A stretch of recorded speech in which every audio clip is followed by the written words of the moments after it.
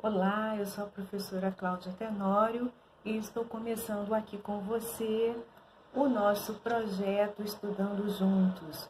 Você que tem me acompanhado nas turmas presenciais, nas turmas online de preparação para concursos, aqui por meio do canal no YouTube, nós também podemos estudar juntos. Nós temos a possibilidade de trazer para você um conteúdo e o seu compromisso é você, tão logo termine de ouvir, de assistir esse vídeo, você possa aí acompanhar as orientações que estão abaixo desse vídeo, porque a ideia é, além de você estudar pelo vídeo, você também fixar o conteúdo por meio da leitura e complementando com materiais que vão fazer você ampliar o seu entendimento sobre cada assunto que nós traremos aqui.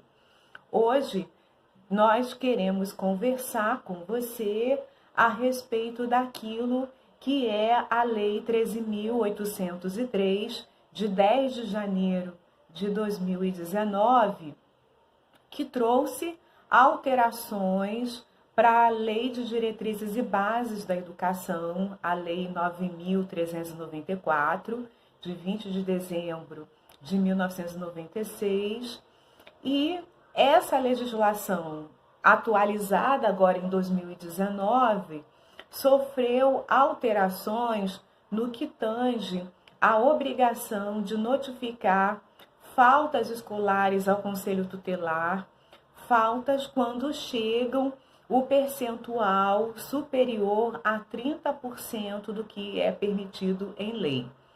Nós sabemos que existe aí uma orientação geral de que é necessário 75% de frequência, do ano letivo para ter ali o que é tido como aceito. E o que agora extrapolar ao percentual de 30% a esses, já permitido, a esses dias permitidos de ausência, precisa ser comunicado ao Conselho Tutelar. E onde entra o assistente social nessa alteração da legislação? Nós sabemos que, pelo Estatuto da Criança e do Adolescente, é um dos direitos fundamentais a frequência escolar, a criança passar pela sua escolarização dentro daquilo que é, pelo menos, o nível básico que a Lei de Diretrizes e Bases estabelece. Ali no artigo 21 das Leis de Diretrizes e Bases da Educação, o ciclo básico compreenderia o ensino da educação infantil, o ensino fundamental e o ensino médio.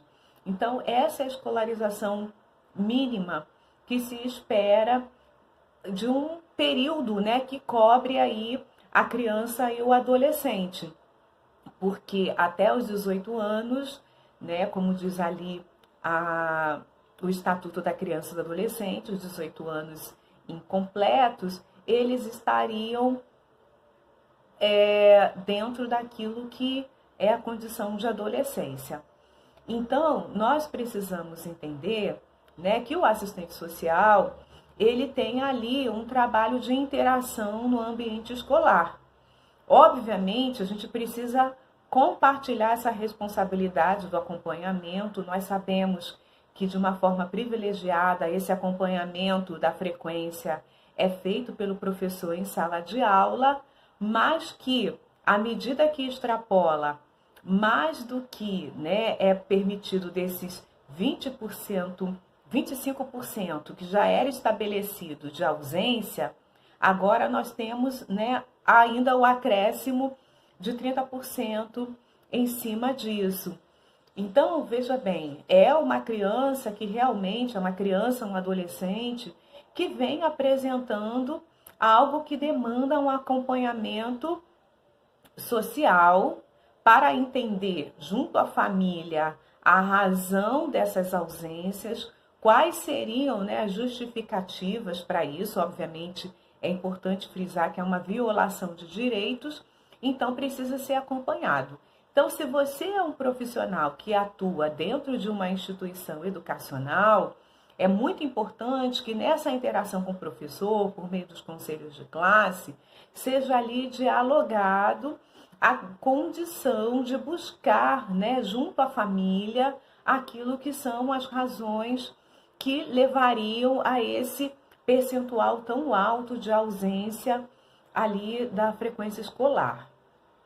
E à medida que, enquanto assistente social, você já tem um quadro desenhado que te aproxima ali daquilo que é minimamente elaborar um relatório, onde você vai estar prestando informações ao Conselho Tutelar, junto com a notificação dessas ausências, para que, né, haja ali algo que faz parte da escola, que é dar esse subsídio ao aluno. É muito importante que haja um esforço, primeiramente, de fornecer à família, né, condição de que a criança e o adolescente retorne ao ambiente escolar. Obviamente, é feita a notificação. Porque essa criança não vai se desvincular, né? Essa criança, esse adolescente não vai se desvincular da escola, ela vai permanecer, a notificação vai permanecer. Então, ainda é uma tarefa da instituição educacional esse acompanhamento. À medida que a notificação é feita, obviamente, o Conselho Tutelar e toda a sua equipe técnica vai fazer o seu trabalho também, né, de responsabilização dessa família em razão desse percentual alto, que obviamente vai demandar da escola uma complementação de conteúdo, porque obviamente se trata de uma perda daquilo que é o processo educativo dessa criança e do adolescente. No caso do ensino médio, um conteúdo que pode ser fundamental, inclusive, para o Enem, para que haja aí uma continuidade da formação até do ensino fundamental. Então, é necessário que, junto com o Conselho Tutelar, sejam pensadas estratégias para que essa violação de direitos não permaneça dentro daquilo que será futuramente algo prejudicial para essa criança e esse adolescente. E, pela experiência, é possível entender que quando se configura um índice tão alto de ausências, alguma outra violação de direito vai acompanhando. Algumas vezes é aquilo que é o esfacelamento da família, né? A família ali vivendo o processo de perda de vínculos, de adoecimento. Então, isso tudo incide, impacta sobre essas ausências. E o acompanhamento que o Conselho Tutelar, juntamente com a equipe técnica da escola, pode oferecer subsídios para que essas necessidades, essas dificuldades sejam superadas, para que a criança e o adolescente possa voltar ao convívio ali da sua escola, do seu colégio, e ter ali o ambiente, né, de aprendizagem restabelecido.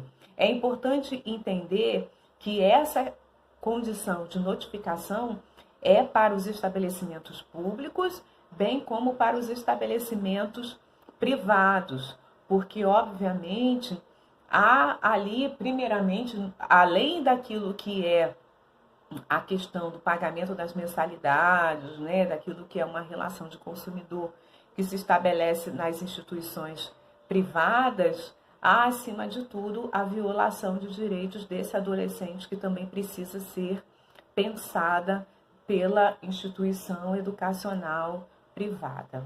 Então, vejam só, à medida que a gente vê a efetivação dessa legislação, abre um campo de atuação muito importante e que, obviamente, não demanda apenas o assistente social. O assistente social, enquanto profissional que atua na questão social, ele vai entender inicialmente o contexto socioeducacional que traz essa violação, mas, obviamente, outros profissionais também serão fundamentais no acompanhamento e na superação, na reversão dessas ausências. por vezes pode ser o psicólogo, se, né, no acompanhamento daquilo que é a busca de entender as ausências, se trata ali de um comprometimento psicológico, talvez explicite uma dificuldade psicomotricional, psicopedagógica, então vai precisar aí outros profissionais que se envolvam nesse cenário. O mais importante é entender que essa legislação ela não deve ser cumprida unicamente, né, por efeito de desresponsabilização, encaminhar o conselho tutelar, né? Obviamente, quando se trata de algo já estabelecido como esse percentual altíssimo de ausências, significa sim que é necessário um acompanhamento, às vezes uma ação mais ampliada junto ao CRAS, que a família pode estar referenciada e ali, né, ter a inserção em oficinas, no acompanhamento que venha promover o fortalecimento de vínculos. Então, o que eu trago aqui para você é reter essa informação da alteração da Lei de Diretrizes e Bases da Educação, você que é um profissional que deseja futuramente ou já está atuando no âmbito da educação, mas também você que está atuando como assistente social numa equipe técnica ali vinculado ao conselho tutelar. Então, a gente precisa perceber, né, dentro de um contexto mais totalizado, né, assim, de envolvimento de todas as variáveis que envolve o cumprimento dessa legislação. Espero ter contribuído e te aguardo para o nosso próximo encontro.